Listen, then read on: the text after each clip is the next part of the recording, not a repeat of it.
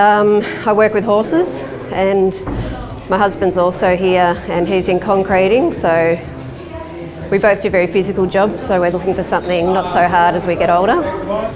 Well, I'd been involved with another organisation that were based in London, and as much as the information was good, I felt very isolated in a sense being all the way over here, and I looked at a few different ones, and Alex came across as being very genuine, sending you messages from himself and knowing that people here I can actually call in real time and in Australian hours as well, like not having to wake up at 3 o'clock in the morning to join a seminar or something, so a webinar.